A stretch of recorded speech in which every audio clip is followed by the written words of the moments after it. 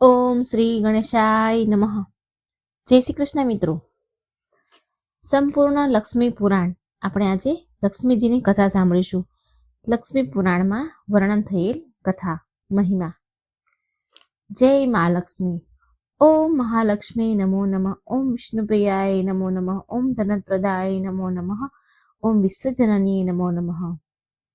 મા લક્ષ્મી જે સંસારને વૈભવ અને સમૃદ્ધિ પ્રદાન કરે છે, એમની કૃપા જેના પર વરસી જાય તેના જીવનમાં ધન, સૌભાગ્ય અને ઐશ્વર્યનો અવિરળ પ્રવાહ વરસે છે. નિર્ધન પણ ક્ષણભરમાં રાજા બની શકે છે અને જેનાથી માં નિરાશ થઈ જાય એનો રાજમહેલ પણ વિરાન થઈ જાય છે. જે એમનો વાસ હોય છે ત્યાં કલેશ સમાપ્ત થઈ જાય છે. શાંતિ અને પ્રસન્નતાનો વાસ થાય છે. આ વિડીયોમાં આપણે સાંભળીશું લક્ષ્મી પુરાણની અદ્ભુત કથા, દિવ્ય લીલા અને લક્ષ્મીજીના વ્રતનું વર્ણન. આ કથા સાંભળવા માત્રથી દરેક મનોકામના પૂરી થાય છે અને મા લક્ષ્મીની કૃપા સદા તેમના ભક્તો પર વરસતી રહે છે. આ લક્ષ્મી પુરાણમાં આપણને દેવીની અનુપમ મહિમાથી જોડાયેલી કેટલીક અલૌકિક કથાઓ મળી આવે છે. આમાં એક કથા એવી છે કે જ્યાં ભગવાન શ્રી કૃષ્ણને પણ ભિક્ષા માંગવી પડી હતી. વિચારો, સમસ્ત જગતના સ્વામી પણ કેમ બન્યા ભિક્ષુક? આટલું જ નહીં, પણ આ પુરાણમાં માતા લક્ષ્મીના 8 સ્વરૂપો એટલે કે અષ્ટલક્ષ્મીના દિવ્ય રહસ્યોનું વર્ણન મળી આવે છે. આની સાથે આમાં એ પણ બતાવવામાં આવ્યું છે કે મા લક્ષ્મી અને ગણપતિજીની એક સાથે પૂજા કેમ કરવામાં આવે છે. અને આ વિડીયોના અંતમાં તમને બતાવીશ એક અદ્ભુત વિધિ અને વ્રત જેને કરવાથી માતા લક્ષ્મી પ્રસન્ન થાય છે અને સાધકના જીવનમાં સુખ, સૌભાગ્ય અને સમૃદ્ધિનો વાસ થાય છે, સ્થાયી નિવાસ રહે છે. તમને બધાને એક નાની એવી વિનંતી છે, જો તમે પણ મા લક્ષ્મીની કૃપા મેળવવા માંગો છો તો આ ચેનલને સબસ્ક્રાઈબ જરૂર કરી દેજો. વિડીયોને લાઈક કરજો જેથી મા લક્ષ્મીનો મહિમા વધુને વધુ લોકો સુધી પહોંચે. તો આવો શરૂ કરીએ મા લક્ષ્મીની પાવન કથા.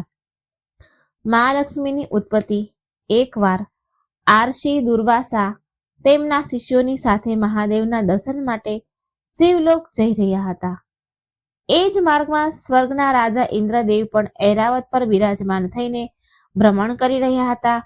રસ્તામાં આરસી દુર્વાસાના મળવાથી સ્વર્ગ નરેશ ઇન્દ્રદેવ શિષ્ટાચાર પૂર્વક પ્રણામ કરે છે, સાથે કુશળ મંગળ સમાચાર પૂછે છે. સ્વર્ગ નરેશ ઇન્દ્રના સારા વ્યવહારથી આરસી દુર્વાસા ઋષિ બહુ પ્રસન્ન થયા. તેમણે પ્રસન્નતામાં ઇન્દ્રદેવને જગતના પાલનહાર ભગવાન વિષ્ણુ દ્વારા પ્રદત્ત મળેલ દિવ્ય પુષ્પમાળા અર્પણ કરી. ઇન્દ્રદેવે એ પુષ્પમાળા ઐરાવતના મસ્તક પર સજાવી દીધી. હવે દિવ્ય પુષ્પનું સ્પર્શ પામીને ઐરાવત તેજસ્વી અને ઓજસ્વી થઈ ગયું. એ જ ક્ષણે બધું જ ત્યાગીને વન પ્રસ્થાન કરી ગયો. આ જોઈ આરસી દુર્વાસાનો ક્રોધની સીમા ન રહી.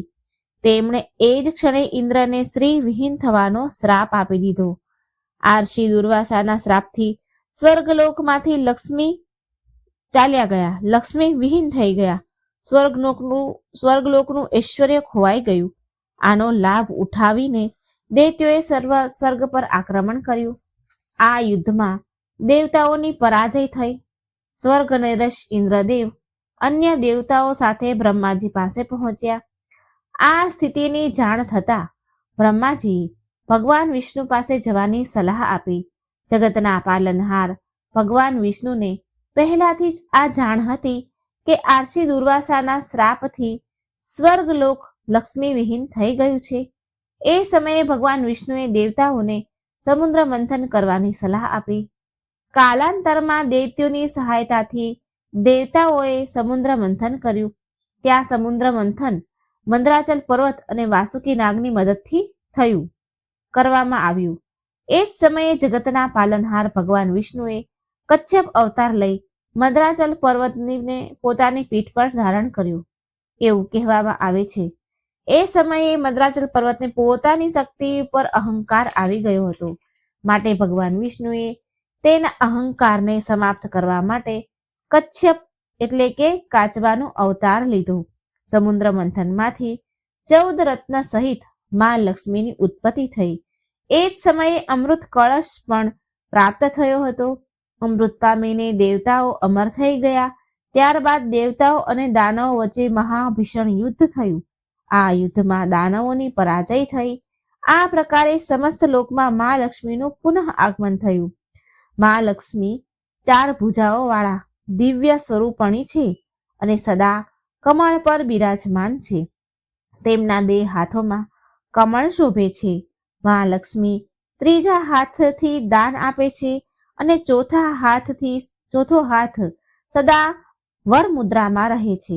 આનો ગૂઢ મતલબ છે કે મા લક્ષ્મીની કૃપા નિરંતર તેમના સાધક પર વરસતી રહે છે. માતાના 8 અદ્ભુત સ્વરૂપ છે. મા લક્ષ્મીને અષ્ટલક્ષ્મી પણ કહેવાય છે. તેમનું વાહન ઘુવડ છે. પરંતુ શું તમે જાણો છો કે આ ઘુવડ વાહન મા લક્ષ્મીનું કેવી રીતે બન્યું? મહાલક્ષ્મી ક્ષીરસાગરમાં ભગવાન વિષ્ણુ સાથે શેષનાગની સૈયા પર બિરાજમાન રહેતા હતા. લક્ષ્મીજીનું વાહન સદા કમળ પુષ્પ રહ્યું છે, પરંતુ હજી સુધી તેમણે તેમનું વાહન નિશ્ચિત કર્યું ન હતું. ભગવાન વિષ્ણુ પાસે ગરુડ જેવું દિવ્ય પક્ષી હતું. ભગવાન શિવનું વાહન નંદી બળદ, માતા પાર્વતીને સિંહનું વાહન હતું, ઇન્દ્રદેવને ઐરાવત હાથીનું, કાર્તિકેયને મોરનું અને ગણેશજીને ઉંદરનું વાહન હતું. પોતાનું વાહન મા લક્ષ્મીએ હજી નક્કી કર્યું ન હતું. બધા દેવતાઓના વાહન નિશ્ચિત થઈ ગયા હતા. હવે પશુ પક્ષી પણ મનમાં ને મનમાં ઈચ્છતા હતા કે એ પણ કોઈ દેવતાનું વાહન બને, જેથી એનું જીવન પણ પવિત્ર થઈ જાય.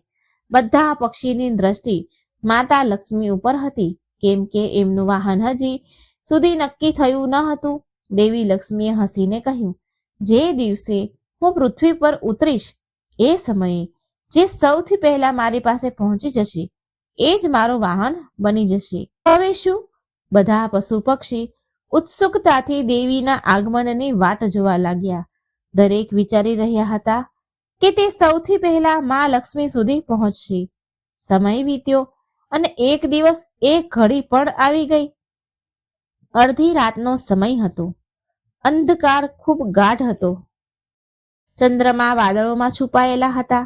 એવામાં દેવી લક્ષ્મી તેમના દિવ્ય રૂપમાં પૃથ્વી પર અવતરિત થયા. ચારેય બાજુ સુનકાર હતો. અંધારી રાતમાં કોઈને કંઈ દેખાઈ રહ્યું ન હતું. હરણ, હાથી, ઘોડા, વન્ય પક્ષી સૂઈ ગયા હતા. એ અંધારામાં એક જીવ તેની તીક્ષ્ણ દ્રષ્ટિથી જોઈ રહ્યું હતું. એ હતું ઘુવડ.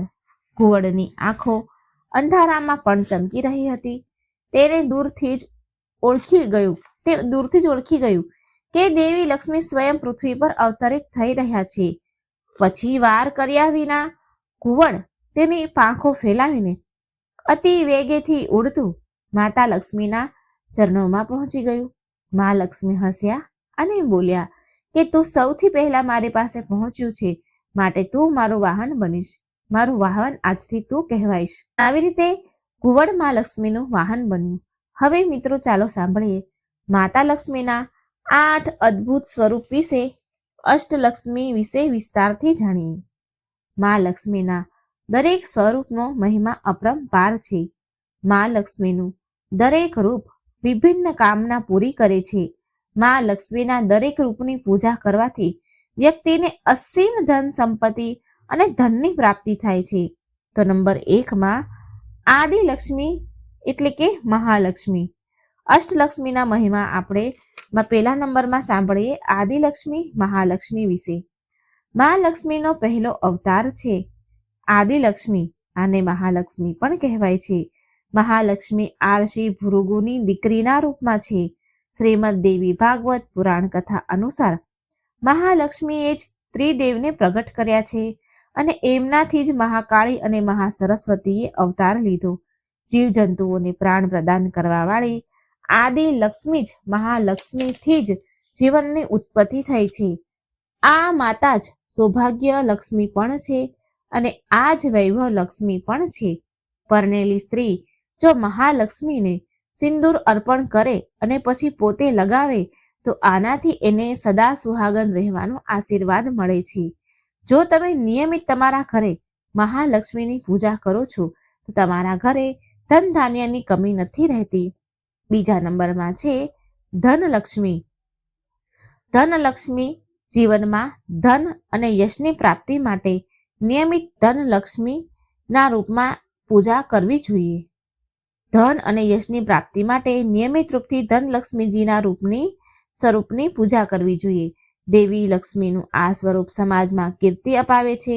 ધનલક્ષ્મીને પ્રસન્ન કરવા માટે શંખ, કોડી, કમળનું ફૂલ, મખણા, પતાશા, ખીર અને ગુલાબ ઇત્તર વગેરે અર્પણ કરવા જોઈએ. ત્રીજા નંબરમાં છે ધાન્યલક્ષ્મી. ધાન્યનો અર્થ છે અનાજ. ધાન્યલક્ષ્મી અનાજની દાત્રી છે. આ માને માં અન્નપૂર્ણાનું સ્વરૂપ પણ માનવામાં આવે છે. આ દેવી અન્ન સ્વરૂપમાં બિરાજમાન છે.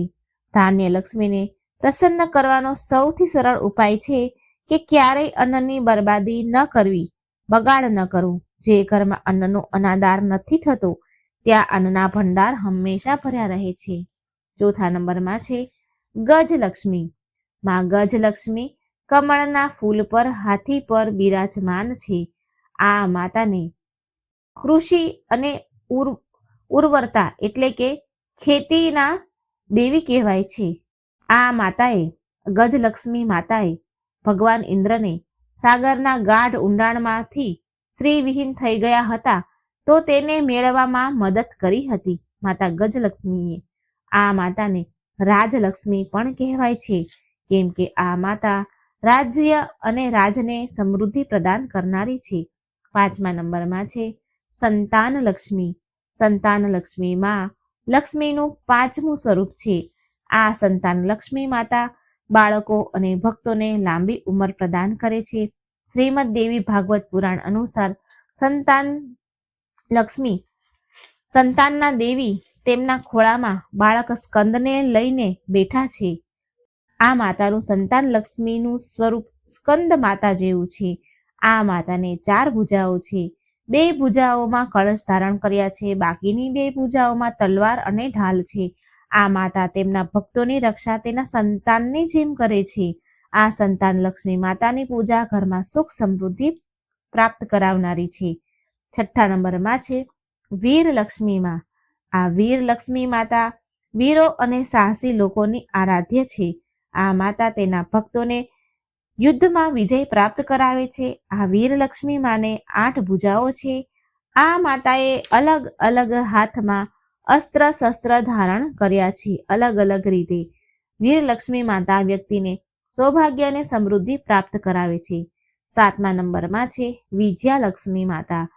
વિજયાનો અર્થ છે જીત. આ દેવીનું સ્વરૂપ જીતનું પ્રતીક છે. આ માને જયાલક્ષ્મી પણ કહેવાય છે. આ માતાને જયાલક્ષ્મી પણ કહેવાય છે. માં વિજયાલક્ષ્મીએ લાલ સાડી પહેરી છે, કમળ પર બેઠા છે. આ માને અષ્ટભુજા છે, જે વ્યક્તિને અભય પ્રદાન કરે છે. 8 નંબરમાં છે વિદ્યાલક્ષ્મી માતા. વિદ્યાલક્ષ્મી જ્ઞાનની દેવી છે. આ માનું આ રૂપ આપણને જ્ઞાન, કળા અને વિજ્ઞાનની શિક્ષા પ્રદાન કરે છે. માં વિદ્યાલક્ષ્મીએ સફેદ સાડી પહેરી છે. આ માનું સ્વરૂપ બ્રહ્મચારિણી માતાથી મળે છે, જે માં દુર્ગાનું રૂપ છે. આ માતાની પૂજા કરવાથી વ્યક્તિને શિક્ષા અને ક્ષેત્રમાં સફળતા અને જ્ઞાનની પ્રાપ્તિ થાય છે. તો પ્રિય ભક્તો, આ 8 લક્ષ્મીના સ્વરૂપોનું અષ્ટલક્ષ્મી સ્વરૂપનું વર્ણન હતું. પ્રિય ભક્તો, હવે સાંભળીએ અદ્ભુત કથા, જ્યાં સ્વયં ભગવાન શ્રી કૃષ્ણ માતા લક્ષ્મીના શ્રાપથી ભિક્ષુક બની ગયા હતા. એકવાર નારદ મુનિ અને પરાશર મુનિ ભ્રમણ કરતા એક નગરમાં પહોંચ્યા. એ દિવસે માગસર માસનો ગુરુવાર હતો. નગરનું દ્રશ્ય અદ્ભુત હતું. દરેક ઘર છાણથી લીપેલું હતું. દરવાજા પર લક્ષ્મીજીના ચરણ બનેલા હતા. સ્ત્રીઓ સ્નાન કરી નવા વસ્ત્ર ધારણ કરી રહી હતી. લોકો ઉલ્લાસથી ભરેલા હતા. બ્રાહ્મણથી લઈને ચાંડાલ નાતી સુધીના બધી જાતના લોકો સમાન રૂપથી લક્ષ્મી પૂજનમાં લાગેલા હતા. વાતાવરણ શંખ શહેનાઈના અવાજથી ગુંજી રહ્યું હતું. આ જોઈ સ્વયં બ્રહ્માજી પણ આશ્ચર્યચકિત થઈ ઉઠ્યા અને પરાશર મુનિને પૂછવા લાગ્યા કે હે મુનિવર, આ કયું વ્રત છે જે બધાને આનંદથી ભરી દે છે? આનો મહિમા શું છે? પરાશર મુનિ હસ્યા અને બોલ્યા, હે બ્રહ્માજી, આ માગસર માસના ગુરુવારે મહાલક્ષ્મી જે વ્રત કરવામાં આવે છે એ મહાલક્ષ્મી વ્રત છે. આ વ્રત કરવાથી મહાલક્ષ્મીની વિશેષ કૃપા થાય છે. ખાસ કરીને 10મી તિથિએ ગુરુવાર પડે એ દિવસે આ વ્રત કરવામાં આવે તો અત્યંત ફળદાયી માનવામાં આવે છે. આ સાંભળી નારદ મુનિ બોલ્યા, હે મુનિવર, કૃપા કરી વિસ્તારથી કહો કે કોણ આ વ્રતને કરે છે અને શું ફળ મળે છે, અને જે લોકો આનું અપમાન કરે છે એનું શું થાય છે? ત્યારે પરાશર મુનિ કથા કહેવાનું શરૂ કરે છે કે એકવાર ભગવાન જગન્નાથ પાસે લક્ષ્મીજી આવ્યા અને બોલ્યા કે આજે મારે વ્રત છે ગુરુવારનું, કૃપા કરી મને નગર ભ્રમણ કરવાની અનુમતિ આપો. એટલે ભગવાન જગન્નાથ હસ્યા અને બોલ્યા, ઠીક છે દેવી, પરંતુ વ્રતનું પાલન કરીને જલ્દી આવજો, હું તમારા માટે ભોજન તૈયાર કરાવું છું. પછી લક્ષ્મીજીએ સુંદર આભૂષણ પહેર્યા અને એક બ્રાહ્મણીનું રૂપ લઈને નગરમાં નીકળી પડ્યા. લક્ષ્મીજી એક સાધુ વાણિયાના ઘરે પહોંચ્યા અને બોલ્યા, સાધુ વાણિયણ, આજે માગસર માસનો પહેલો દિવસ છે. શું તમે લક્ષ્મી પૂજનની તૈયારી કરી છે? તો તે સાધુ વાણિયણ જે સ્ત્રી હતી તેણે વિનમ્રતાથી ઉત્તર આપ્યો કે હે દેવી, આ વ્રતની વિધિ વિસ્તારથી કહો જેથી હું પણ આ વ્રત કરી શકું. લક્ષ્મીજી બોલ્યા, આ વ્રતની વિધિ સરળ છે. પ્રાતઃકાળે વહેલી સવારે ઉઠીને ઘરને સ્વચ્છ કરવું, દરવાજે મારા ચરણ ચિહ્ન બનાવવા, એક સ્વચ્છ માટલું લઈ તેમાં ચોખા અને સોપારી લ્યો, બાજોટ લ્યો, માટલું અથવા તો લોટો લ્યો, તેમાં ચોખા અને સોપારી લો, બાજોટ પર ધાન પાથરીને ફળ ફૂલ શેરડી મૂળા અને કેળા સજાવો. પછી ધૂપ દીપ આરતી સાથે શ્રદ્ધાથી મારી પૂજા કરો. આ વ્રતમાં સાત્વિકતાનું પાલન કરવું જરૂરી છે. ગુરુવારે માંસાહારી ભોજન ન કરવું, વાસી ભોજન ન કરવું, તેલ ન લગાવવું, વાળ ન ધોવા અને તુલસી ન તોડવા, અશુદ્ધ ભોજન કરવું વર્જિત છે. જે આ નિયમોનું પાલન કરે છે તેના પર મારી કૃપા સદા રહે છે. નગર નગર ફરતા ફરતા મા લક્ષ્મીએ જ્યારે ચારે બાજુ દ્રષ્ટિ નાખી તો એનું હૃદય વ્યતીત થઈ ગયું, વ્યાકુળ થઈ ગયું. કેટલાક લોકો આળસમાં પડ્યા હતા તો કેટલાક ઘરના આંગણા ગંદકીથી ભર્યા હતા. કોઈ લોકો નગરમાં શુદ્ધ આચરણ વિના જીવન જીવતા હતા. બધી બાજુ તેમને લાપરવાહી અને અશુદ્ધતાનું દ્રશ્ય દેખાયું. માતાએ વ્યાકુળ થઈને વિચાર્યું કે જો મનુષ્ય સ્વચ્છતા અને નિયમોનું પાલન નથી કરતા તો હું આવા સ્થાન પર કેવી રીતે નિવાસ કરી શકું છું? જેના હૃદયમાં શ્રદ્ધા નથી ત્યાં મારો વાસ અસંભવ છે. આવા નિરાશા ભર્યા મન સાથે મા લક્ષ્મી આગળ વધ્યા અને અંતે એક નાના એવા ગામની વસ્તીમાં પહોંચ્યા. આ વસ્તી હતી ચંડાળોની. તો એક સ્ત્રી હતી, એક ચંડાળના ઘરે ગયા. તે ચંડાળ ભલે નીચી જાતિની હતી પણ તેનું મન અત્યંત પવિત્ર અને ભગવાન વિષ્ણુની ભક્તિથી ભરેલું હતું. વહેલી સવારે ઉઠી તે ચંડાળ સ્ત્રીએ ગાયનું છાણ લાવ્યું અને લીપ્યું, ઘરના દ્વારને લીપ્યું. ચારે બાજુ સુગંધ અને સ્વચ્છતા ફેલાઈ ગઈ. ચૂલો બનાવ્યો, કાચા ચોખા પકાવ્યા, દીવા પ્રગટાવ્યા અને આંગણામાં સુંદર રંગોળી બનાવી. તેણે ફળો, કંદમૂળ અને પ્રસાદને સજાવીને પૂરી શ્રદ્ધાભાવથી લક્ષ્મીનારાયણનું આવાહન કર્યું. તેની આંખોમાં આંસુ હતા અને 2 હાથ જોડીને બોલી, હે જગત જનની, હું નીચી જાતિની છું પણ મારું મન ભક્તિથી ભર્યું છે. મારું ઘર ભલે નાનું હોય પણ મારી ભાવના સાચી છે. મારા આ નાના એવા અર્પણને સ્વીકાર કરું. તેની પ્રાર્થના એટલી ઊંડી અને સાચી હતી કે પૂરું આકાશ ગુંજી ઉઠ્યું. અચાનક તેના નાના એવા ઘરમાં દિવ્ય પ્રકાશ ફેલાયો. સોનાની આભાથી ચમકતી લાલ વસ્ત્ર આભૂષણોથી અલંકિત માતા લક્ષ્મી સ્વયં ત્યાં પ્રગટ થયા. માતા મહાલક્ષ્મી ત્યાં તેની સામે પ્રગટ થયા. ચંડાળ સ્ત્રી આનંદથી ભરાઈ ગઈ અને ધ્રુજતા ધ્રુજતા એ જમીન પર પડી અને માતાના ચરણોમાં પડી ગઈ, નતમસ્તક થઈ ગઈ. માતાએ સ્નેહથી તેને ઊભી કરી અને મધુર અવાજે કહ્યું, બેટા, આ તારું ઘર દેવતાઓના ધામથી પણ વધારે પવિત્ર છે. તારી ભક્તિએ મને બાંધી લીધી છે. હું તારાથી અત્યંત પ્રસન્ન છું. માંગ, વરદાન માંગ. ચંડાળ સ્ત્રીએ માથું ઝુકાવીને કહ્યું, માતા, મને એવું વરદાન આપો કે મારી ગૌશાળા સદાય સુંદર ગાયોથી ભરી રહે, મારા કુળમાં ધન અને સમૃદ્ધિ બની રહે અને મારા પરિવારવાળા સુખી રહે.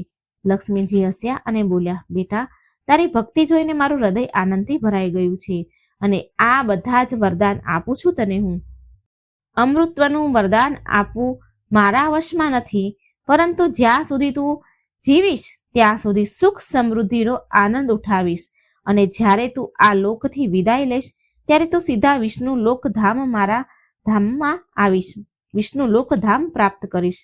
આટલું કહીને માતા લક્ષ્મીએ આશીર્વાદ દીધા. એ ક્ષણથી જ ચંડાળ સ્ત્રીનું ઘર માત્ર ધન ધાન્યથી જ નહીં, પરંતુ ગામમાં એ ચર્ચા ફેલાઈ ગઈ કે સ્વચ્છતાની દેવી લક્ષ્મી પ્રસન્ન થયા છે, એનું ઘર ધન ધાન્યથી ભરાઈ ગયું છે. એક સમયની વાત છે. ભગવાન શ્રી કૃષ્ણ અને બલરામ ઘેરા વનમાં ગયા હતા. પાછા આવતા સમયે બલરામજીએ એમના યોગ બળથી એક વિચિત્ર દ્રશ્ય જોયું અને આશ્ચર્યચકિત થઈને શ્રી કૃષ્ણને કહેવા લાગ્યા, કનૈયા, મેં એક અદ્ભુત વાત જોઈ છે. લોકો કહે છે કે લક્ષ્મીજી ચંડાળના ઘરે જાય છે, તેને ત્યાં ભોજન કરે છે અને શુદ્ધ થયા વિના મંદિરમાં પ્રવેશ કરે છે. જો આ સત્ય છે તો આ લોકો શું વિચારશે, આપણા વિશે શું વાતો કરશે? જગન્નાથજીની લક્ષ્મી દરેક ઘરમાં ભેદભાવ મટાવીને જાય છે તો લોકો ખોટું સમજી શકે છે. ક્યાં આપણા કુળની મર્યાદા પર પ્રશ્ન નહીં ઉઠે?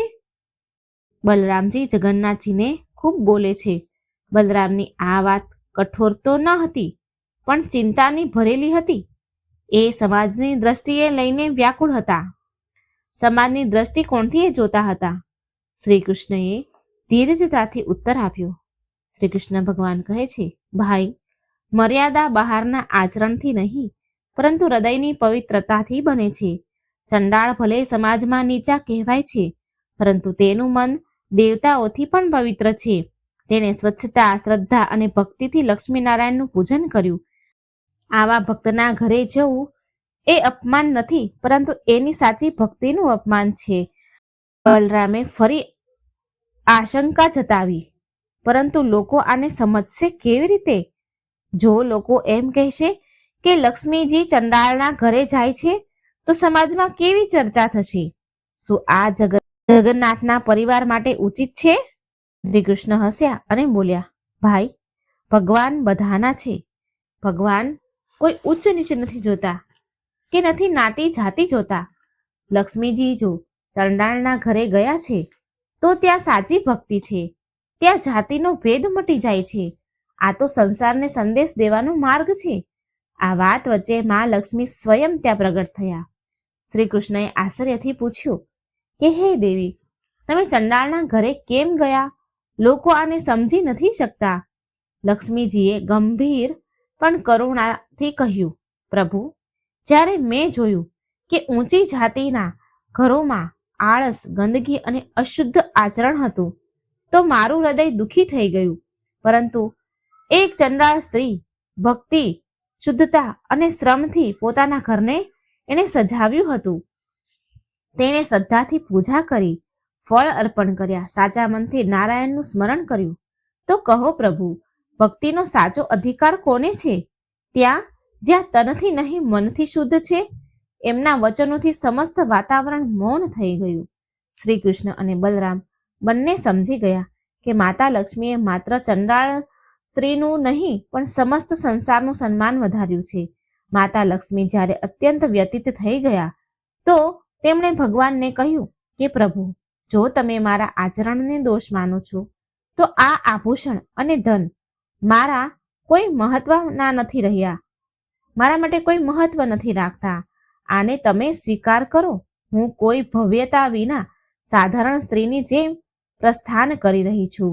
પરંતુ જતા જતા એક વચન હું તમને આપતી જાઉં છું કે જ્યાં સુધી સ્ત્રીનું અપમાન થશે, જ્યાં સુધી સાચી ભક્તિને નીચી દેખાડવામાં આવશે, ત્યાં સુધી તમારા ઘરમાં દરિદ્રતા પ્રવેશ કરશે.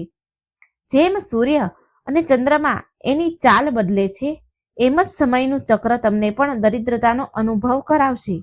12 વર્ષ સુધી તમને ભોજન અને વસ્ત્ર સહજતાથી ઉપલબ્ધ નહીં થાય. અને ધ્યાન રહે પ્રભુ, જ્યાં સુધી એક સાધારણ ચંડાળ સ્ત્રી તમને અન્ન અને જળ પ્રદાન નહીં કરે, ત્યાં સુધી તમે બંને ભાઈ અંશ માત્ર પણ અન્નને સ્પર્શ નહીં કરી શકો. આ મારું વચન છે. આટલું કહીને મા લક્ષ્મીએ ઊંડો શ્વાસ લીધો અને મૌન થઈ ગયા. એમના દાસ દાસીઓ વિલાપ કરવા લાગ્યા, પણ માતાએ તેને ધીરજ આપી કે કેમ રડો છો? આ બધી તો લીલા છે. સમય આવા પર બધું જ ઠીક થઈ જશે. પછી માતા લક્ષ્મી નગરથી બહાર નીકળી ગયા અને એક નિર્જન સ્થાન પર જઈને ચિંતન કરવા લાગ્યા. તેના મનમાં વિચાર ઉઠ્યો કે જો હું મારા પિતાના ઘરે ચાલી જઈશ તો પ્રભુ જગન્નાથ મને પાછા આવીને લઈ જશે અને મારો શ્રાપ નિષ્ફળ થઈ જશે. માટે મારે કોઈ બીજો રસ્તો કરવો પડશે. પછી લક્ષ્મીજીએ ભગવાન વિશ્વકર્માનું સ્મરણ કર્યું. સ્મરણ માત્રથી વિશ્વકર્મા પ્રગટ થયા અને બોલ્યા, માતા, આદેશ આપો, હું તમારી સેવામાં હાજર છું. લક્ષ્મીજી બોલ્યા, હે વિશ્વકર્માજી, મારા માટે એક અદ્ભુત નગરનું નિર્માણ કરો જ્યાં હું થોડો સમય નિવાસ કરી શકું. વિશ્વકર્માએ 3 કોશ દૂર એક ભવ્ય નગરનું નિર્માણ કર્યું. એ સુવર્ણ, હીરા, માણેકથી સુસર્જિત હતું. ભવન એટલું સુંદર હતું કે દેવતા પણ જોઈને ચકિત થઈ ગયા. કાર્ય પૂર્ણ કરી વિશ્વકર્મા વૈકુંઠ પાછા ગયા. ત્યારબાદ માતા લક્ષ્મીએ તેમના 8 વેતાળને આદેશ આપ્યો કે હવે તમે બધા શ્રી મંદિરમાં જાઓ અને સૌથી પહેલા રસોઈ ઘરમાં જઈને 13 પ્રકારના વ્યંજનો લઈ લો. ત્યારબાદ ભંડાર ઘરમાં બધી સંપત્તિ અહીં લઈ આવો. પણ ધ્યાન રાખો, કોઈ વસ્તુ છોડ્યા વિના રહેતા નહીં, બધું જ લઈ આવો. વેતાળોએ હાથ જોડીને કહ્યું, માતા, ત્યાં તો સ્વયં ભગવાન જગન્નાથ અને બલરામ ઉપસ્થિત છે. જો તેમણે જોઈ લીધા અમને તો અમે કેવી રીતે સફળ થઈશું? લક્ષ્મીજી હસ્યા અને બોલ્યા, ચિંતા ન કરો, હું નિંદ્રા દેવીને બોલાવીશ. એ બંને ભાઈઓ પર એવી ગાઢ નિંદ્રા નાખશે કે જેથી એ કંઈ જાણી નહીં શકે, એમને કંઈ જાણ નહીં થાય. વેતાળોએ માતાના આદેશનું પાલન કર્યું. જગન્નાથ અને બલરામ બંને ભાઈ ઊંડી નિંદ્રામાં સૂઈ ગયા.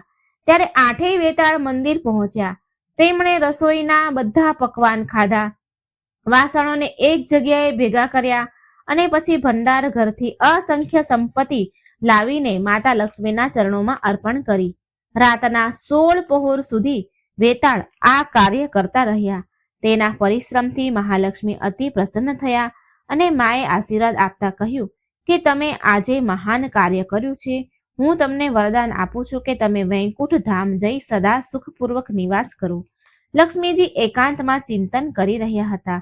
તેમણે વિચાર્યું કે મારા શ્રાપનો પ્રભાવ ત્યારે જ થશે જ્યારે પ્રભુ અને બલરામ ભાઈ વાસ્તવમાં કષ્ટ ભોગવશે. એટલા માટે વાણી પર અને વિચાર પર નિયંત્રણ જરૂરી છે. આમ વિચારીને મા લક્ષ્મીએ મા સરસ્વતીનું આહ્વાન કર્યું. મા લક્ષ્મીનો પુકાર સાંભળતા જ વીણા વગાડતા મા સરસ્વતી પ્રગટ થયા.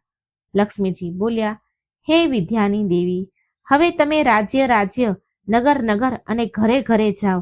દરેક વ્યક્તિના કંઠમાં નિવાસ કરો અને એની વાણીને એવી બદલો કે તે ઈચ્છે ને તો પણ પ્રભુ જગન્નાથ અને બલરામજીની મદદ ન કરી શકે, તેને અન્ન પાણી ન આપે. જ્યારે એ બંને દુઃખમાં તડપશે ત્યારે જ એ મારું સ્મરણ કરશે. જ્યારે તે દુઃખી થઈને મને યાદ કરશે ત્યારે જ મારા શ્રાપનો પ્રભાવ પૂરો થશે. સરસ્વતી માએ આજ્ઞા સ્વીકાર કરી અને ત્યાં ચાલ્યા ગયા. જ્યારે જગન્નાથજી અને બલરામ નિંદરમાંથી જાગ્યા તો આશ્ચર્યચકિત રહી ગયા. ભગવાન બલરામ બોલ્યા, કનૈયા, આજે તો ઘરનું વાતાવરણ જ બદલાઈ ગયું છે. ના તો રસોઈમાં વ્યવસ્થા છે, ના રસોઈની કોઈ વ્યવસ્થા છે ના કોઈ સેવક કામ કરી રહ્યા છે. અહીં સુધી કે મુખ ધોવા માટે પાણી પણ ઉપલબ્ધ નથી. આ બધું શું થઈ રહ્યું છે? જગન્નાથ હસીને બોલ્યા, ભાઈ, જ્યારે ગૃહિણી જ ઘર છોડી દે છે તો ઘરનો આવો જ હાલ થાય છે.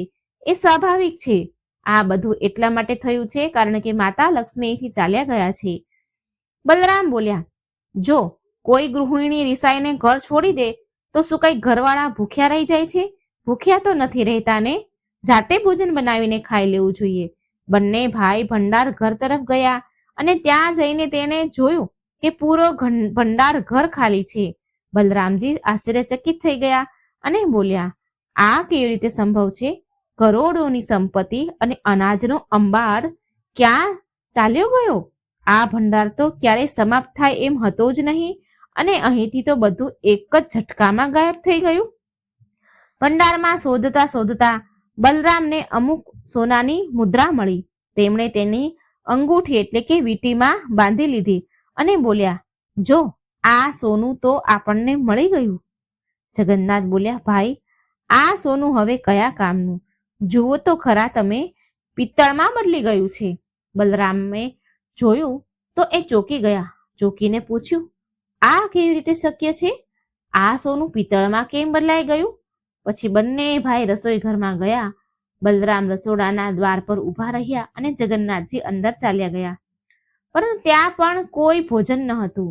બલરામ બહારથી પોકારીને બોલ્યા, કાન્હા, બધા કહે છે કે તું તો બહુ ખાનારો છે. હવે મને બતાવ, આપણને ખાવાનું કેમ નથી મળી રહ્યું?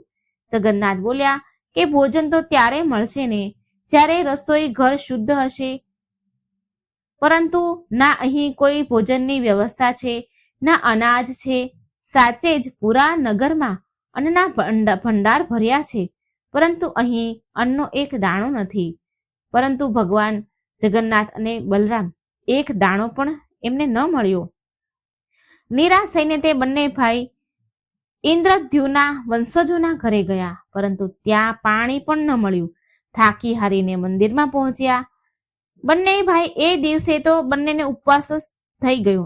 એ દિવસે બંનેને ન પાણી મળ્યું ન અન્ન મળ્યું. રાતના 2 પહોર વીત્યા. બંને નિંદરમાંથી જાગ્યા, પણ મુખ ધોવા માટે જળ ન હતું. બલરામ બોલ્યા, કાન્હા, હવે શું કરવું? પૂરો દિવસ ઉપવાસમાં વીતી ગયો. શરીર એટલું દુર્બળ થઈ ગયું કે ચાલવું પણ કઠણ થઈ ગયું. જો આપણને જલ્દી ભોજન નહીં મળે તો જીવન કઠણ થઈ જશે. કોઈ ઉપાય શોધવો જ પડશે. કંઈક વિચારીને બલરામે કહ્યું કે આવ કાન્હા, નગરમાં જઈએ અને ભિક્ષા માંગીએ અને આ રીતે આપણે જીવન વ્યાપન કરી શકીશું. પછી બંને ભાઈ ફાટેલા કપડાં હતા એના અને ફાટેલી જોડી ખંભા પર નાખીને તૂટેલી છત્રી હાથમાં લઈને નીકળી પડ્યા. લોકો પાસે પાણી માંગવા લાગ્યા. જેવા એ લોકોના ઘરે ભિક્ષા માંગવા પહોંચ્યા કે લોકો તેને ઓળખી ન શક્યા અને ચારે ચોર સમજીને લાકડીઓ લઈને દોડ્યા. ભયભીત થઈને ડરીને બંને ભાઈ ત્યાંથી ભાગ્યા. જગન્નાથે બલરામને કહ્યું, મોટા ભાઈ, આપણે મોટા પંડાના ઘરે જવું જોઈએ. કદાચ ત્યાંથી કોઈ સહાયતા મળી શકે. આમ વિચારીને મોટા પંડાના ઘરે પહોંચ્યા. પંડાની પુત્રવધુએ આવીને કહ્યું, એની સાસુમાને કહ્યું કે સાસુમાં, દરવાજે 2 બ્રાહ્મણ ઊભા છે. સાસુએ ઝરોખામાંથી જોયું તો એ બંનેને ઓળખી ન શક્યા. તેણે દરવાજો બંધ કરીને વહુને કહ્યું કે આનાથી દૂર રહો, લાકડી લઈને આને ભગાડી દો. આ ચોર કે લફંગા હોઈ શકે છે. આ સાંભળી બંને ભાઈ ડરીને ત્યાંથી ભાગ્યા. ભાગતા ભાગતા તેમણે સામવેદ અને યજુર્વેદનું ઉચ્ચારણ કરવાનું શરૂ કરી દીધું. એમની વાણી એટલી પવિત્ર હતી કે સુકાયેલા વૃક્ષ પણ માનો જીવંત થઈ ગયા. થોડે દૂર એક બ્રાહ્મણીએ આ બંને ભાઈને જોયા અને સાધુ બ્રાહ્મણ સમજી તેમના ઘરે બોલાવ્યા. તેમને આદરપૂર્વક બેસાડ્યા અને ભોજન બનાવવાની તૈયારીમાં લાગી ગઈ. બ્રાહ્મણીએ કેળાનું શાક બનાવ્યું અને પાણીથી એ પકાવવા લાગી. પરંતુ ત્યારે એક અદ્ભુત ઘટના ઘટી. જેવું ભોજન બનાવવા લાગી તો પાત્ર અચાનક જ ગાયબ થઈ ગયું. આખું પાત્ર જ ગાયબ થઈ ગયું. આ જોઈ બ્રાહ્મણી તો ચકિત થઈ ગઈ અને બોલી કે આ કોઈ સાધારણ બ્રાહ્મણ નથી. કદાચ આ એ જ લોકો હોઈ શકે છે જેણે લક્ષ્મીજીનું અપમાન કર્યું હશે. ક્રોધમાં આવીને તેણે કટુ વચન કહ્યા અને ઘરેથી નીકાળી દીધા. નિરાશ થઈને બંને ભાઈ કનૈયા અને જગન્નાથજી અને બલરામ ત્યાંથી નીકળી ગયા. પછી એ બંને ભાઈ કબીર શાહી નામના સ્થાને પહોંચ્યા. ત્યાંના ભક્તોએ તેમને ભૂખ્યા બ્રાહ્મણ સમજીને થોડા મમરા આપ્યા. પણ એ જ સમયે મહાલક્ષ્મીએ પવનદેવને બોલાવી અને આદેશ આપ્યો કે હે પવનદેવ, આ ભોજન એમની સામેથી તરત જ ઉડાડીને લઈ જાઓ. આદેશ મળતા જ પવનદેવે એક બહુ જોરદાર પવનનું ઝોકું માર્યું કે બધા જ મમરા ઉડી ગયા. આ જોઈ બલરામ ક્રોધિત થઈ ગયા અને બોલ્યા, કાન્હા, જ્યારે જીવન આટલું કઠણ થઈ ગયું છે તો નાતી જાતિ અને કુળ મર્યાદા કયા કામની? ચાલ કાના, કમળ તળાવ જઈએ, ત્યાંના મૂળિયા ખાઈને જીવન બચાવી લઈશું. બંને ભાઈ કમળ તળાવ પહોંચ્યા. તળાવ 7 પરતવાળા ઊંડા જળથી ભરેલું હતું, પણ મહાલક્ષ્મીના આદેશથી બધું જ પાણી કિચડમાં બદલી ગયું. હવે ત્યાં પણ પાણી હતું નહીં, માટે ત્યાં થાકી હારીને બંને ભાઈ આગળ ચાલ્યા અને એક યોગી મળ્યા. તેને જગન્નાથે એમને વિનંતી કરી. જગન્નાથે એ સાધુ મહારાજને વિનમ્રતાથી કહ્યું કે હે નાથ, કૃપા કરી તમારા પાત્રમાંથી અમને થોડું ભોજન આપવું. યોગી સદાનંદ, જે રામકૃષ્ણના ભક્ત હતા, એ ગંભીર સ્વરમાં બોલ્યા, તમે બંનેએ મહાલક્ષ્મીનો અનાદર કર્યો છે. મારા પાત્રમાં જે દૂધ અને ખીર હતી એ પણ તમારા કારણે ગાયબ થઈ ગઈ છે. હવે તમને ક્યાંય ભોજન નહીં મળે. આ સાંભળી બંને ભાઈ નિરાશ થઈ ગયા. ત્યારે દેવી લક્ષ્મીએ સૂર્યદેવને આદેશ આપ્યો કે એટલો પ્રચંડ તાપ વરસાવું કે સમુદ્રના તટની રેતી બળવા લાગે. સૂર્યદેવે આજ્ઞા માની અને એટલો પ્રખંડ તાપ વરસાવ્યો કે સમુદ્રની રેતી પણ તપવા લાગી. જગન્નાથ થાકીને બોલ્યા, ભાઈ, હું આ તપેલી રેતીમાં ચાલી નથી શકતો, કોઈ બીજો ઉપાય વિચારવો પડશે. બલરામ બોલ્યા, કાન્હા, જલ્દી પગ ઉપાડો, અહીં ઊભા રહેવાનો કોઈ લાભ નથી. બંને ગમે તેમ કરીને સિંહ દ્વાર પર પહોંચ્યા. ત્યાં તેમણે જોરથી બૂમ પાડી, કોઈ છે? અવાજ સાંભળીને દાસીઓ બહાર આવી. બંને ભાઈની દશા જોઈ એ હસવા લાગી દાસીઓ અને બોલી કે આ ભિખારી કોણ છે?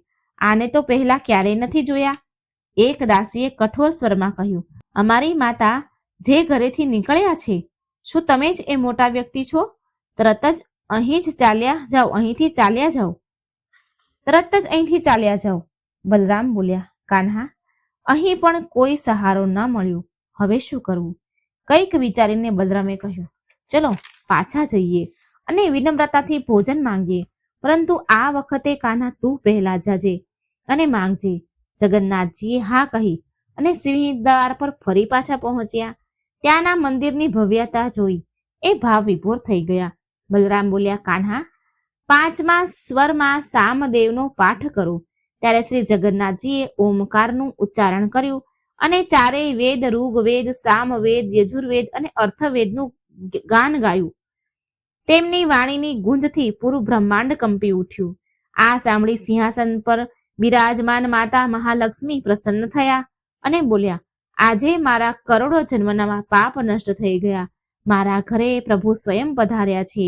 તેમણે દાસીને કહ્યું કે જાઓ અને એ બ્રાહ્મણોને પૂછો કે તમને શું જોઈએ છે.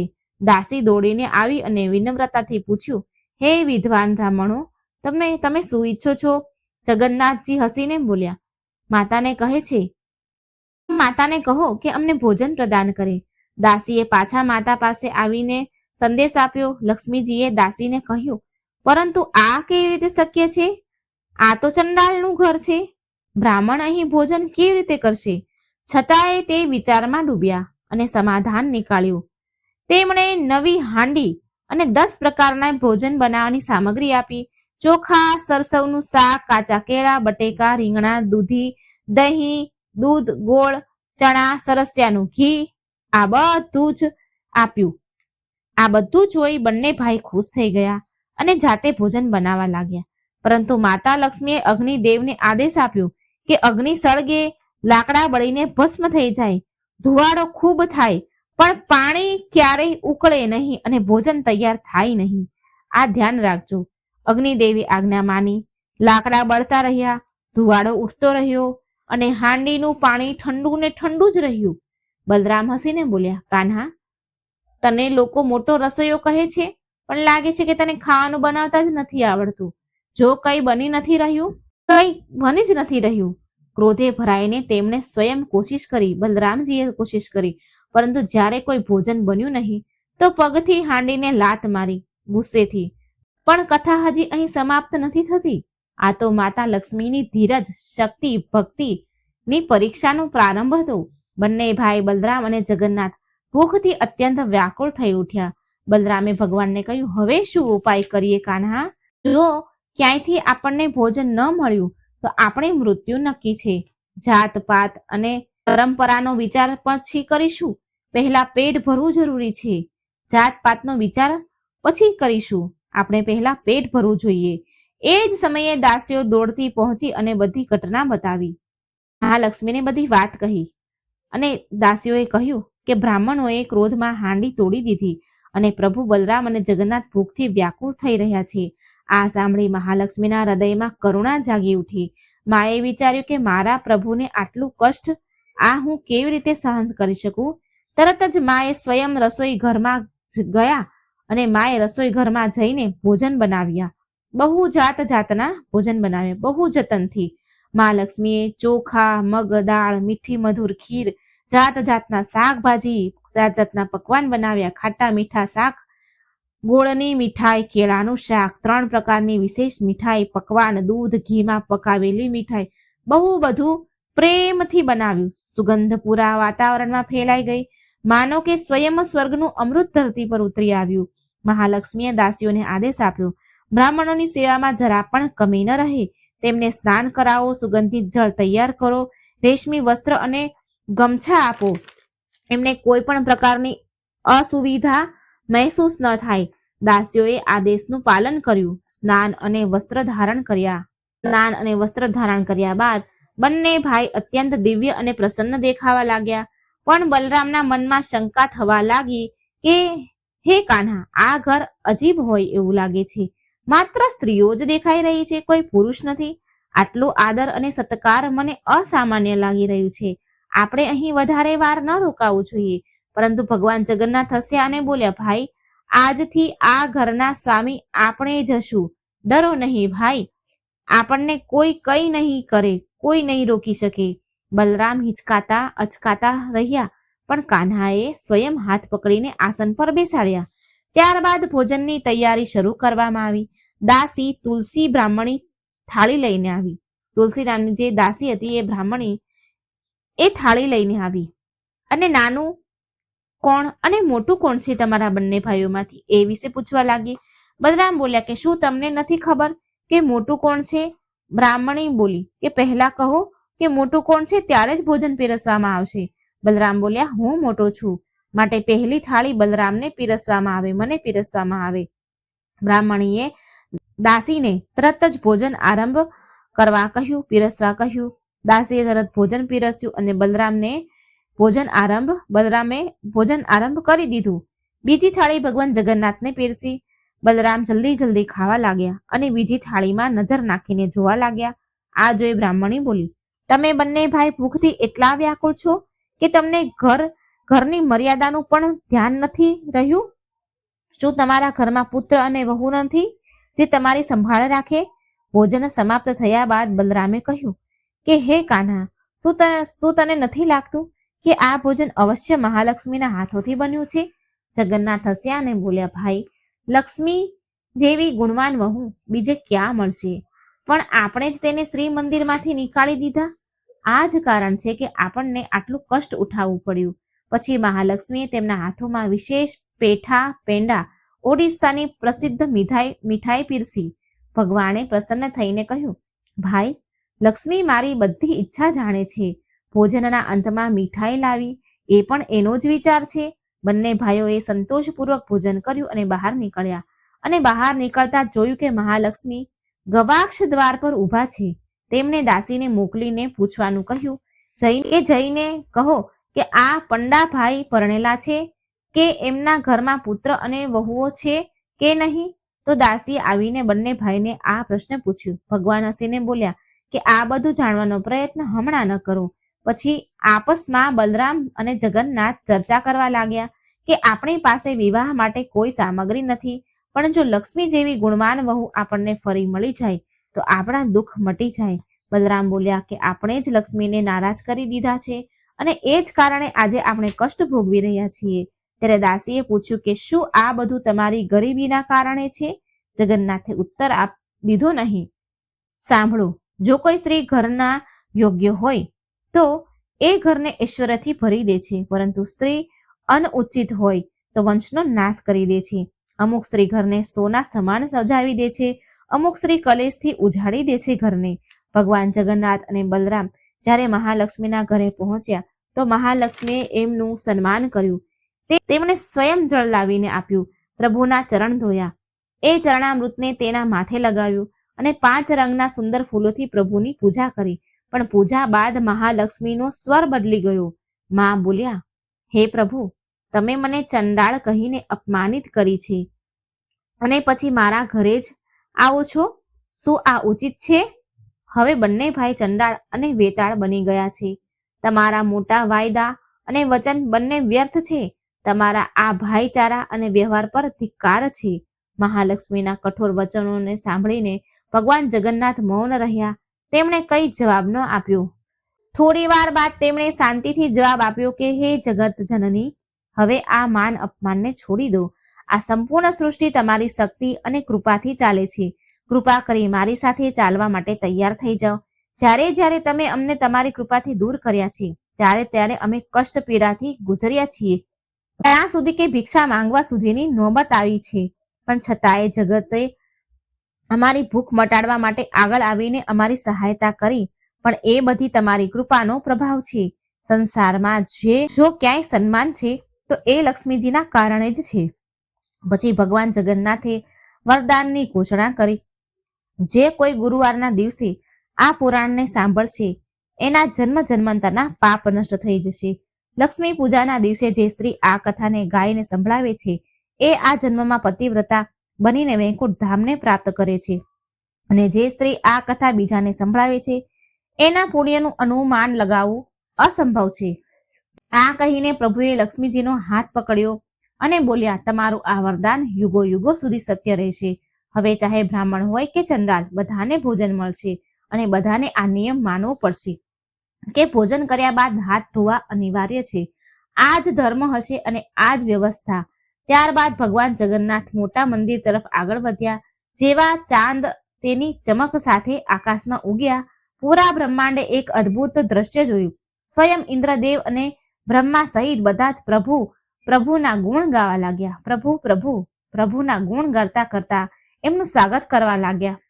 વરુણદેવ અને કુબેરદેવ વેદોનો હાથમાં લઈને નૃત્ય કર્યું. અપ્સરાઓ રત્ના, ઉર્વશી, મેનકા, ચિત્રલેખા અને તુલસી માલા બધા દેવતાઓની સ્તુતિમાં નૃત્ય કરવા લાગ્યા. પૂરું આકાશ ભક્તિ અને આનંદથી ગુંજી ઉઠ્યું. ત્યારબાદ જગન્નાથ મંદિરમાં મહાલક્ષ્મી અને પ્રભુની પૂજા બહુ ધામધૂમથી થઈ. ભક્તોએ શ્રદ્ધા અને પ્રેમથી એમનું સ્વાગત કર્યું. લક્ષ્મીજીની ઉપસ્થિતિથી દરેક ભક્તનું જીવન ધન્ય થઈ ગયું અને એમના ઘરોમાં સુખ સમૃદ્ધિનો વાસ થયો. હવે આપણે અત્યંત પાવન કથા સાંભળવાના છીએ. કેમ માતા લક્ષ્મી અને ગણપતિજીની પૂજા સાથે કરવામાં આવે છે. તો જોડાયેલા રહેજો મારી સાથે વિડીયોમાં. અંતમાં તમને દિવ્ય વ્રત અને તેની અદ્ભુત વિધિ બતાવવામાં આવશે, જે કરવા માત્રથી મા લક્ષ્મી સમસ્ત મનોકામના પૂરી કરે છે. ત્રિલોકમાં એકવાર દેવતાઓની બહુ મોટી સભા થઈ. બધા દેવગણ પોતપોતાના વૈભવ અને ગુણોના વર્ણન કરી રહ્યા હતા. ઇન્દ્ર બોલ્યા, મારી પાસે ઐરાવત હાથી છે, સ્વર્ગલોકની અપ્સરાઓ છે, અસંખ્ય રત્ન અને દિવ્ય મહેલ છે. વરુણદેવ બોલ્યા, મારી પાસે અનંત જળધારા, સમુદ્રનું સામ્રાજ્ય અને મોતી મણિઓના ખજાના છે. શિવજી હસીને બોલ્યા, મારું વાહન નંદી છે, કૈલાશ મારું ધામ છે અને મારો પુત્ર કાર્તિકેય અને ગણેશ સમસ્ત લોકના આરાધ્ય છે. ત્યાં ઉપસ્થિત બધા દેવતા પોતપોતાના સંતાનોનો ઉલ્લેખ કરીને ગર્વથી ખીલી ઉઠ્યા. પણ જ્યાં લક્ષ્મીજીનો વારો આવ્યો તો બધા બોલ્યા, લક્ષ્મીજી તો બધી જ સંપત્તિની અધિષ્ઠાતી દેવી છે, પરંતુ એમને કોઈ પુત્ર નથી. આ સાંભળી લક્ષ્મીજીનું હૃદય વ્યાકુળ થઈ ગયું, દુઃખી થઈ ગયું. એ વિચાર કરવા લાગ્યા કે હકીકતમાં મારી પાસે અનંત ધન છે, સુવર્ણ રત્નોના ભંડાર છે, પરંતુ માતૃત્વનું સુખ નથી. ધનથી સંસારને પ્રસન્ન કરી શકો છું, પરંતુ મા બનવાનું સૌભાગ્ય મારાથી દૂર છે. શું મારું જીવન અધૂરું રહી જશે? આ પીડાથી વ્યાકુળ થઈને લક્ષ્મીજી વૈકુંઠ ધામ પહોંચ્યા અને ભગવાન વિષ્ણુને કહ્યું કે હે પ્રભુ, મને બધું જ મળ્યું પણ પુત્ર સુખ નહીં. જ્યારે બધી દેવીઓ પોતાના પુત્ર સાથે જોવામાં આવે છે ત્યારે મને એકલાપણુંનો અનુભવ થાય છે. ભગવાન વિષ્ણુ કહે છે, કરુણાથી કહે છે, લક્ષ્મીજીને ઉઠાવ્યા. ભગવાન વિષ્ણુએ કરુણાથી લક્ષ્મીજીને ઉઠાવ્યા અને કહ્યું, હે પ્રિય, આ સંસારમાં કોઈ પણ પૂર્ણ નથી. જે જેની પાસે છે એ જ એનો વૈભવ છે. પણ તમારું હૃદય વ્યાકુળ છે, માટે હું તમને એક ઉપાય બતાવું છું. ગણેશજી અદ્વિતીય છે, બુદ્ધિ, વિવેક અને વિઘ્ન નાશક છે. જો તમે ઈચ્છો તો પુત્ર રૂપમાં તમે એને સ્વીકાર કરી શકો છો. આમ કરવાથી તમને માતૃત્વનું સુખ મળશે અને લોક પરંપરા સ્થાપિત થશે.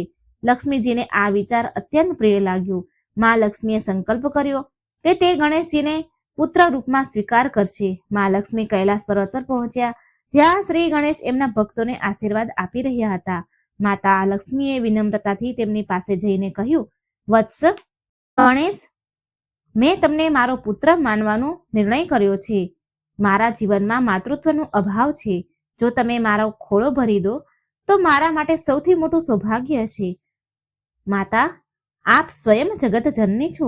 શ્રી ગણેશ બોલ્યા, માતા, તમે સ્વયં જગત જનની છો. તમારો આશીર્વાદ જ મારા માટે બહુ છે.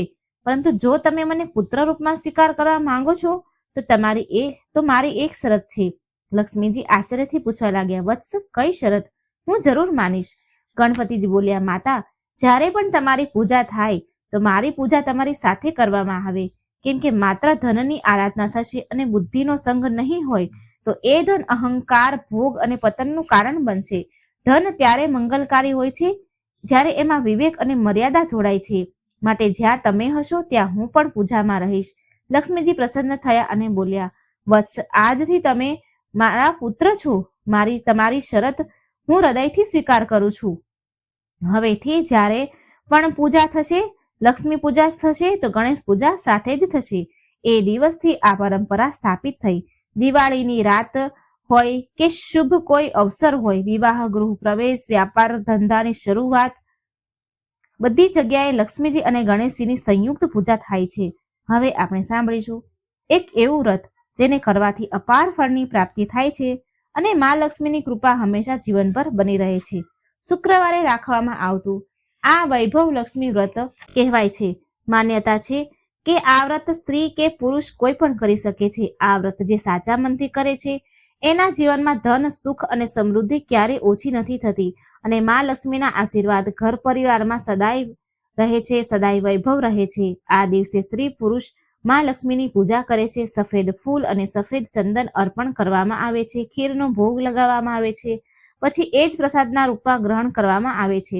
ઉપવાસ કરનારે માત્ર એક સમય ભોજન કરવું જોઈએ. કહેવાય છે, જે ભક્ત વૈભવ લક્ષ્મી વ્રત સાથે લક્ષ્મી યંત્રની સ્થાપના કરે છે, તેની નિયમિત પૂજા કરે છે, એને વ્યાપારમાં પ્રગતિ અને ધનમાં વૃદ્ધિ થવાનો આશીર્વાદ મળે છે.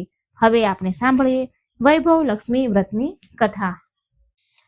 એક ઘણું મોટું શહેર હતું. આ શહેરમાં લાખો માણસો રહેતા હતા. પહેલાના જમાનામાં માણસો એકબીજાની સાથે રહેતા અને બેસતા, પણ નવા જમાનામાં માણસોનો સ્વભાવ કંઈક જુદો છે. આ શહેરના માણસો સૌ પોતપોતાના કામમાં ગુલતાન હતા. કુટુંબના માણસોને પણ કોઈ કોઈની પડી ન હતી. ભજન, કીર્તન, ભક્તિ, પરોપકાર, દયા, માયા આવા સંસ્કાર ઓછા થઈ ગયા હતા. શહેરમાં બદીઓનો પાર ન હતો. દારૂ, જુગાર, રેસ, સટ્ટો, વ્યભિચારી, ચોરી વગેરે ગુનાઓ શહેરમાં થતા હતા. કહેવત છે કે હજારો નિરાશામાં એક અમર આશા છુપાઈ છે. તમે આટલી બધી બદીઓ છતાં શહેરમાં કોઈ સારા માણસો તો પણ રહેતા હતા. આવા સારા માણસોમાં શીલા અને તેના પતિનો સંસાર ગણાતો હતો. શીલા ધાર્મિક વૃત્તિ અને સંતોષી હતી. તેનો પતિ પણ વિવેકી અને સુશીલ હતો. શીલા અને તેનો પતિ ઈમાનદારીથી જીવતા હતા. તેઓ કોઈની નિંદા કુટલી કરતા ન હતા. પ્રભુ ભજનમાં સુખીથી સમય પસાર કરતા હતા. એમનો સંસાર આદર્શ સંસાર હતો અને શહેરના લોકો એમના સંસારના વખાણ કરતા હતા. શીલાનો સંસાર આવી રીતે સુખમાં ચાલી રહ્યો હતો, પણ કહ્યું છે ને કે કર્મની ગતિ ન્યારી છે. વિધાતાએ લખેલા લેખ કોઈ વાંચી શક્યું નથી. માણસનું ભાગ્ય ઘડીમાં રાજાને રંગ અને રંગને રાજા બનાવી દે છે. શીલાના પતિના આગલા જન્મના કર્મ ભોગવવાના બાકી હશે. તે તેને નબળી સોબત પર લઈ ગયા અને તેને નબળી સોબત થઈ ગઈ અને કહ્યું કે સોબત તેવી અસર એ ન્યાય તેને રાતોરાત કરોડપતિ થવાના સપના દેખાડવા માંડ્યા. નબળી સોબતના કારણે રાતોરાત કરોડપતિ થવાના એ સપના જોવા માંડ્યું. આથી તે અવળે ધંધે ચડી ગયો અને કરોડપતિ થવાને બદલે રોડપતિ બની ગયો. રસ્તે રખડતા ભિખારાઈ જેવી હાલત થઈ ગઈ. શહેરમાં દારૂ, જુગાર, રેસ, સટ્ટો, ચરસ, ગાંજો વગેરે બધી ખરાબ આદતો હતી, બંદીઓ હતી, બરાબર ફૂલી ફાલી હતી. તેમાં શીલાનો પતિ પણ ફસાયો. ભાઈ બંધ દોસ્તાર સાથે તેને દારૂ પીવાનો ચસ્કો લાગ્યો. રાતોરાત પૈસાદાર થવાના લોભે દોસ્તોની ચડામણીએ તેને રેસ, જુગાર વગેરે રમવાનો શોખ જાગ્યો. એટલે થોડા ઘણા બચેલા પૈસા, બૈરીના દાગીના બધું જ રેસ જુગારમાં ગુમાવી દીધું. આમ એક સમય એવો હતો કે સુશીલ પત્ની શીલા સાથે આનંદ કિલ્લોલથી રહેતો હતો અને પ્રભુજનમાં સુખ સમય પસાર કરતો હતો. તેને બદલે ઘરમાં દરિદ્રતા અને ભૂખમરો ફેલાઈ ગયો. ત્યાં સુખીથી ખાવા પીવાને બદલે તેને 2 ટક ભોજનના પણ ફાફા મળવા લાગ્યા અને શીલાને પતિની ગાળો ખાવાનો વખત આવ્યો. શીલા સુશીલ અને સંસ્કારી સ્ત્રી હતી. તેને પતિના વર્તનથી ખૂબ જ દુઃખ થતું, પણ તે ભગવાન પર ભરોસો રાખીને મોટું મન કરીને દુઃખ સહન કરવા લાગી. કહ્યું કે સુખ પછી દુઃખ અને દુઃખ પછી સુખ તો આવે જ છે, એટલે દુઃખ પછી સુખ આવશે.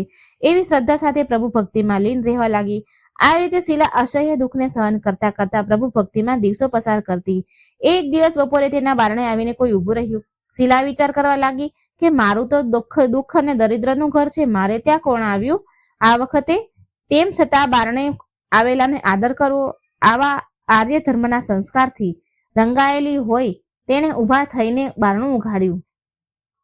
જોયું તો સામે એક માજી ઉભેલા હતા. માજી ઉંમરે મોટા દેખાતા હતા, પણ એમના ચહેરા પર અપાર તેજ નીતરતું હતું.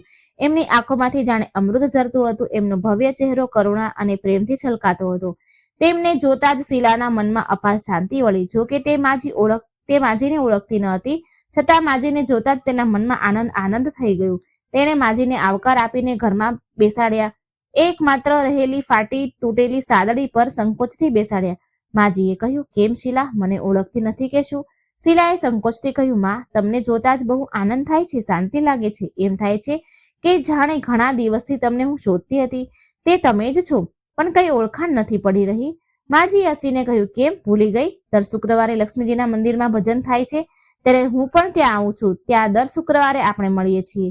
પતિ અવળી લાઈને ચડી ગયો એટલે શીલા દુઃખી થઈ ગઈ હતી અને દુઃખને મારે લક્ષ્મીજીના મંદિરે પણ જતી ન હતી. બહાર લોકો સાથે ભળતા તેને શરમ આવતી હતી. તે યાદ કરવામાંથી પણ આ માજી તેને યાદ ન આવ્યા. આથી માજીએ કહ્યું, તું લક્ષ્મીજીના મંદિરમાં કેવા સરસ ભજન ગવડાવતી હતી, હમણાં તું દેખાતી નથી, એટલે મને થયું કે તું કેમ નથી આવતી, કઈ સાજી માંદી તો નથી ને?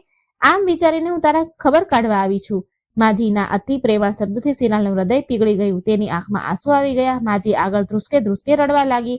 આ જોઈ માજી તેની નજીક ગયા અને તેને હાથ ફેરવા લાગ્યા, સાંત્વનમાં આપવા માંડ્યા. માજીએ કહ્યું, બહેન, સુખ દુઃખ તો તડકા છાયા જેવા હોય છે. સુખ પછી દુઃખ, દુઃખ પછી સુખ તો આવ્યા જ કરે છે. તું હૈયે ધીરજ રાખ અને તારા દુઃખની વાત મને કહે. તારું મન હળવું થશે અને દુઃખનો કોઈ ઉપાય પણ મળી આવશે. માજીની વાત સાંભળીને શીલાના મનને શાંતિ થઈ. તેને માજીને કહ્યું, માં, મારા સંસારમાં ખૂબ સુખ અને આનંદ હતા. પતિ પણ સુશીલ હતા. ભગવાનની કૃપાથી પૈસે ટેકે પણ અમને સંતોષ હતો અને શાંતિથી અમે ખાઈ પીને ઈશ્વર ભક્તિમાં સમય પસાર કરતા હતા. પણ અમારું ભાગ્ય રૂઠ્યું હશે. તે મારા પતિને ખરાબ સંગત થઈ ગઈ છે અને ખરાબ સંગતને કારણે દારૂ, જુગાર, રેસ, સટ્ટો, ચરસ, ગાંજો વગેરે ખરાબ લતે ચડી ગયા છે. તેમણે બધું પાયમાલ કરી નાખ્યું અને અમે રસ્તાના ભિખારી જેવા થઈ ગયા છીએ. માજીએ કહ્યું, બહેન, સુખ પછી દુઃખ અને દુઃખ પછી સુખ તો આવ્યા કરે છે. વળી કહ્યું કે કર્મની ગતિ ન્યારી છે. દરેક માણસે કરેલા કર્મ તો ભોગવવા જ પડે છે. માટે તું ચિંતા ન કર. હવે તારા કર્મ ભોગવાઈ ચૂક્યા છે ને સુખનો દિવસ જરૂર આવશે. તું તો લક્ષ્મીજીની ભક્ત છો ને? માં લક્ષ્મીજી તો પ્રેમ અને કરુણાનો અવતાર છે. પોતાના ભક્તો પર એ હંમેશા દયા ભાવ રાખે છે. માટે ધીરજ રાખીને તું માં લક્ષ્મીનું વ્રત કર, એટલે સૌ સારાવાના થશે. માં લક્ષ્મીનું વ્રત કરવાથી વાત સાંભળીને શીલાના મોં ઉપર ચમક આવી ગઈ. તેને પૂછ્યું, માં લક્ષ્મીનું વ્રત કેવી રીતે થાય એ મને કહો. હું એ વ્રત જરૂર કરીશ. માજીએ કહ્યું, બહેન, માં લક્ષ્મીનું વ્રત તો બહુ સહેલું છે.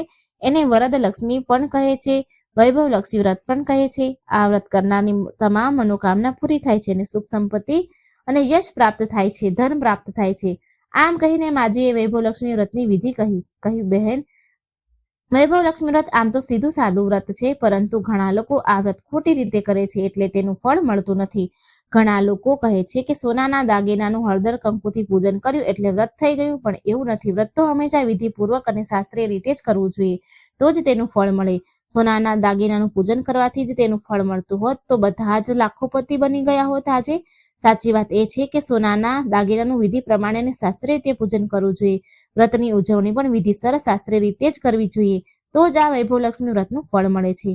આ વ્રત દર શુક્રવારે કરવું. વ્રત કરનારે નાહી ધોઈ સ્વચ્છ કપડાં પહેરવા, મનમાં જય લક્ષ્મીમાં એમ બોલું, કોઈની નિંદા કરવી નહીં. દિયાબત્તી ટાણે હાથ પગ ધોઈને એક પાટલો ઢાળીને પૂર્વ દિશા તરફ મોં કરીને બેસવું. સામે પાટલો ગોઠવો, તેના પર ધોયેલા સ્વચ્છ રૂમાલ પાથરો, તેના પર ચોખાની નાની ઢગલી કરવી. તે ઢગલી પર પાણી ભરેલો તાંબાનો લોટો મૂકો, લોટા પર નાની વાટકી અને એક સોનાનો દાગીનો મૂકો. સોનાનો ન હોય તો ચાંદીની વસ્તુ, અને એ પણ ન હોય તો એક કોઈ રોકડો રૂપિયો મૂકી દેવો.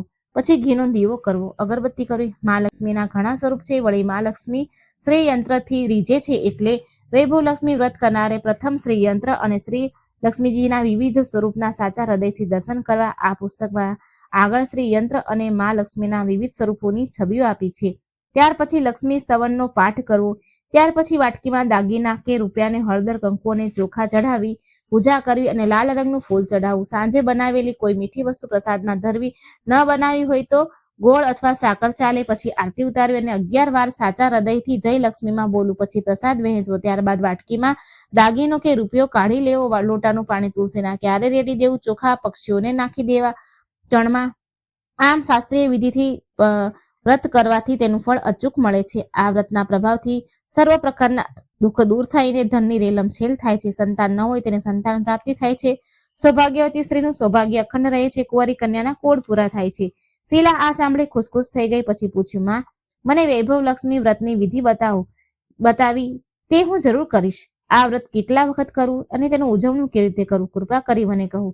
માજીએ કહ્યું, ઘણા લોકો કહે છે આ વ્રત ગમે તેમ કરો, પરંતુ એ વાત સાચી નથી. વૈભવલક્ષ્મી વ્રત મા લક્ષ્મીનું વ્રત છે. તે 11 કે 21 શુક્રવાર સુધી કરવાનું હોય છે. આપ જેટલા શુક્રવારની માનતા માની હોય એટલા શુક્રવાર આ વ્રત કરવું. વ્રતના છેલ્લા શુક્રવારે શાસ્ત્રીય વિધિ પ્રમાણે વ્રતનું ઉજવણું કરવું. ઉજવણામાં છેલ્લા શુક્રવારે દર શુક્રવારે કરીએ છીએ તેમ આ વ્રતની પૂજન વિધિ કરવી. નાળિયેર વધેરું, પણ તે દિવસે ખીરનો જ પ્રસાદ ધરાવો. તે પછી 7 કુંવારી કે સૌભાગ્યવતી બહેનોને કંકુનો ચાંદલો કરો. વૈભવલક્ષ્મી વ્રતની એક ચોપડી ભેટમાં આપી અને ખીરનો પ્રસાદ આપો. પછી વૈભવલક્ષ્મી સ્વરૂપ માતાની છબીને વંદન કરવું. મા લક્ષ્મીનું આ સ્વરૂપ વૈભવ આપનારું છે. વંદન કર્યા પછી મનોમન પ્રાર્થના કરવી કે હે મા ધનલક્ષ્મી, મેં સાચા હૃદયથી તમારું વૈભવલક્ષ્મી વ્રત કર્યું છે, તો હે માતાજી, અમારું કલ્યાણ કરજો, અમારા મનની વાત પૂરી કરજો. ધન વગરનાને ધન દેજો, સંતાન વગરનાને સંતાન દેજો, સૌભાગ્યવતી સ્ત્રીનું સૌભાગ્ય અખંડ રાખજો, કુંવારી ના કોડ પૂરા કરજો, તમારું વ્રત કરનારનું ગયેલું સુખ પાછું આપજો અને અમને સૌને સુખી કરજો. આમ બોલી લક્ષ્મીજીના વૈભવલક્ષ્મી ધનલક્ષ્મી સ્વરૂપને વંદન કરવું અને આંખે આંચકા લેવી. માજી પાસેથી વૈભવલક્ષ્મી વ્રતની વિધિ સાંભળીને શીલાએ આંખો બંધ કરીને મનમાં ને મનમાં સંકલ્પ કર્યો કે હું પણ માજીના કહ્યા પ્રમાણે શ્રદ્ધાથી વિધિપૂર્વક શાસ્ત્રીય રીતે વૈભવલક્ષ્મી વ્રત કરીશ. 21 શુક્રવાર સુધી કરીશ અને તેનું શાસ્ત્રીય વિધિથી ઉજવણું કરીશ. શીલાએ સંકલ્પ કરીને આંખો ખોલી તો કોઈ ન મળે. તે નવાઈ પામી કે માજી ક્યાં ગયા. આ માજી બીજું કોઈ નહીં પણ સાક્ષાત લક્ષ્મીજી હતા. શીલા લક્ષ્મીમાની ભક્ત હતી, એટલે તેઓ ભક્તને રસ્તો બતાવવા આવ્યા હતા માજીનું સ્વરૂપ લઈને. શીલા પાસે બીજા જ દિવસે શુક્રવાર હતો. સવારે નાહી ધોઈને મનમાં ને મનમાં શ્રદ્ધાથી તે જય લક્ષ્મીમાંનું રટણ કરવા માંડી. આખો દિવસ કોઈની નિંદા કુટલી કરી નહીં. સાંજ પડી એટલે દીવાટાણું થયું, એટલે હાથ પગ ધોઈ શીલા પૂર્વ દિશા તરફ મોં કરીને બેઠી. ઘરમાં સોનાના દાગીના તો ઘણા હતા, પણ પતિદેવે ખરાબ સોબતે ચડીને વેચી નાખ્યા હતા, ગીરવે મૂકી દીધા હતા. છતાં નાકની એક જળ રહી ગઈ હતી, તે કાઢીને ધોઈને તેને વાટકીમાં મૂકી.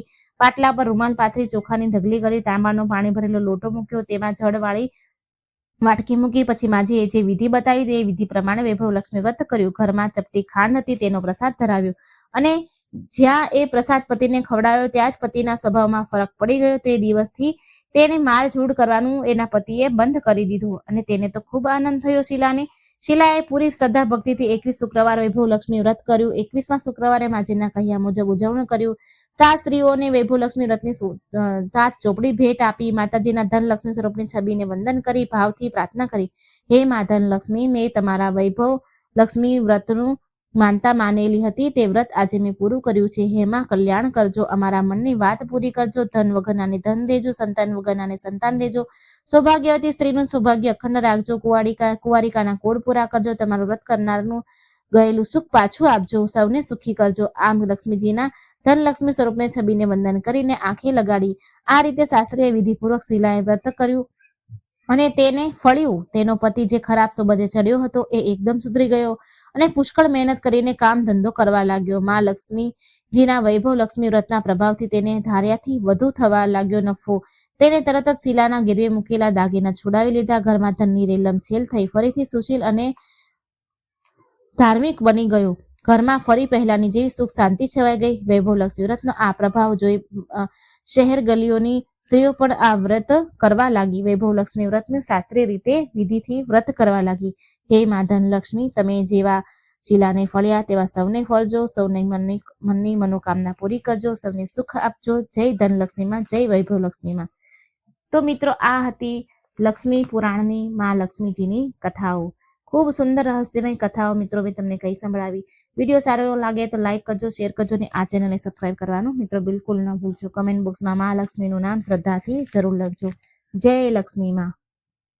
જય શ્રી કૃષ્ણ. રાધે રાધે.